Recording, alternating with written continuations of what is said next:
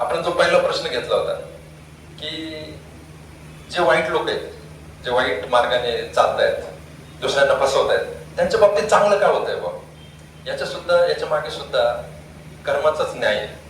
कसा तर पूर्वी म्हणजे काय राहायचं की आपलं धान्य स्टोअर करण्यासाठी एक मोठा बंब राहायचा, टीप राहायचा मोठा. तर काय करायचं, ते वर्षभराचं जे धान्य साठलेलं राहायचं, गोळा झालेलं राहायचं धान्य, त्या बंबामध्ये टाकायचे ते. तर काय झालं, पहिल्या वर्षी त्यांनी जे धान्य पिकवलं एकदम उत्कृष्ट क्वालिटीचं पिकवलं. ते उत्कृष्ट क्वालिटीचं धान्य त्यांनी त्या पिंपामध्ये टाकलं. नंतर दुसऱ्या वर्षी पण एकदम उत्कृष्ट क्वालिटीचं धान्य त्या पिंपामध्ये टाकलं. आणि तिसऱ्या वर्षी पण ते टाकलं, उत्कृष्ट क्वालिटीचं धान्य झालं एकदम. आणि ते काय करायचे, खालून त्याला ते नळ राहायचा, त्या नळामधून ते धान्य काढायचे आणि दररोज वापरासाठी ते वापरायचे, दररोजच्या याच्या उपयोगामध्ये ते आणायचे. आता काय झालं, चौथ्या वर्षी त्यांचं धान्य काय एवढं चांगलं आलं नाही, म्हणजे निकृष्ट क्वालिटीचं ते धान्य आलं. त्यांनी काय केलं, ते धान्य परत त्या बिंबाच्या वरती टाकलं. आता काय झालं, त्या बिंबामध्ये आधीच पहिलं वर्ष, दुसऱ्या वर्ष, तिसऱ्या वर्षाचं धान्य आहे आणि ते काय काढतायत, धान्य काढतायत खालून नळातून. तर नळ वरती त्यांनी काय टाकलंय, चौथ्या वर्षी निकृष्ट जे आहे धान्य ते टाकलंय त्यांनी. आणि खालून ते जे काढतायत त्यांना चांगलं येतंय.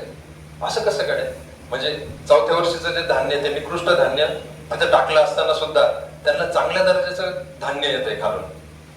आता हे त्यांनी आधी टाकलेलं आहे ना, ते धान्य चांगलं उत्कृष्ट क्वालिटीचं धान्य आधी टाकलेलं, त्याचं ते फळ भोगतायत आता. पण काही कालांतराने काय होणार, जेव्हा हे चांगलं धान्य जे आहे ते संपणार, तेव्हा ते निकृष्ट क्वालिटीचं धान्य आपोआप येणार.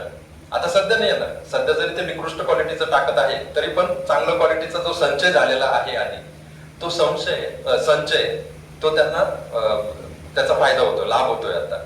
पण एक वेळ अशी येणार की जो वाईट निकृष्ट क्वालिटीचं जे धान्य ते त्यांना त्याला भोगावं लागणार.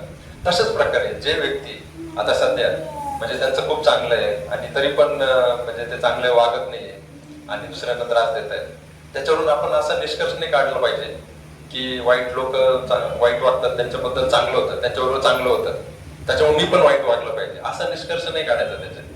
त्याच्यातून निष्कर्ष असा काढायचा की ह्या व्यक्तीने मागे काहीतरी चांगलं केलेलं आहे, ज्याचा तो उपभोग आता घेतोय.